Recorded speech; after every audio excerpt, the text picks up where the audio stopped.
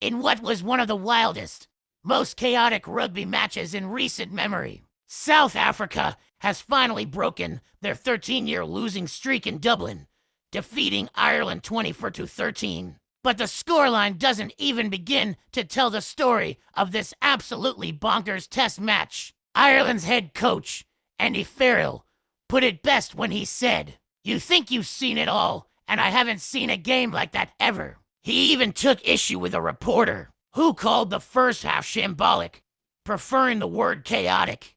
And chaotic it certainly was. The drama started early and simply never let up. Just for minutes in, South Africa's Damian Willemse crossed for the opening try. Ireland thought they'd hit back almost immediately through Taj Byrne, but the celebrations were cut short. A review found an illegal clear-out by his second-row partner, James Ryan, in the build-up. This was a pivotal moment. The initial yellow card for Ryan was dramatically upgraded to a 20-minute red card, a new trial law in action. The Dublin crowd was furious, especially since just moments earlier, Springboks fly half Sacha Feinberg-Ingel Mazulu seemed to get away with a high hit on Ireland's Tommy O'Brien. This set the tone for a half dominated by cards and controversy. With Ireland a man down, the Springboks capitalized.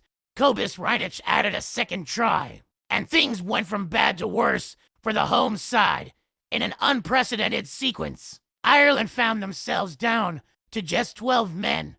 Fly half Sam Prendergast and his replacement, Jack Crowley, both received yellow cards for separate infringements. Prop Andrew Porter was also sent to the sin bin, leaving Ireland in a state of utter disarray. Despite the numerical chaos, hooker Dan Sheehan managed to power over for a try, showing incredible resilience. However, the relentless pressure from the world champions resulted in a penalty try, pushing South Africa to a comfortable 19-7 lead at halftime. As the second half began, Ireland returned to the field with just 12 players. With Porter still serving his time, the situation looked hopeless. But what followed was a display of pure Irish grit that had the Aviva Stadium roaring. Against all odds, the men in green, severely depleted, actually outscored the Springboks in the second half. They showed incredible battle,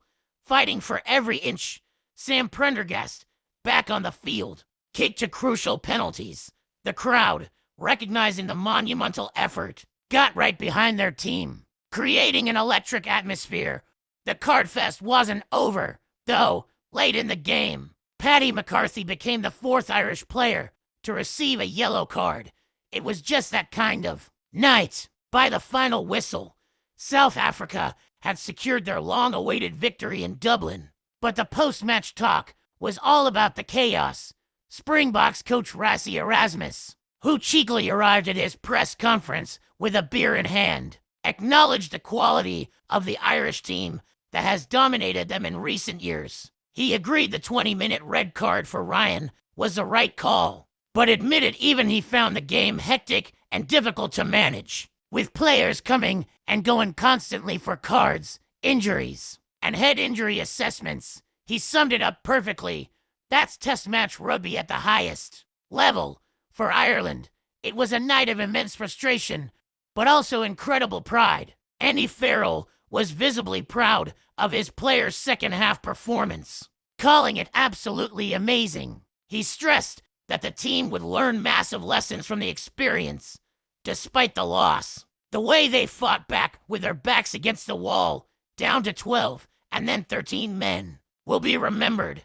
This match concludes Ireland's autumn series with 2 wins and 2 losses. But this fiery, chaotic, and unforgettable clash against the world champions will be the one talked about for a very long time. What did you think of the refereeing decisions? Was the 20-minute red card fair?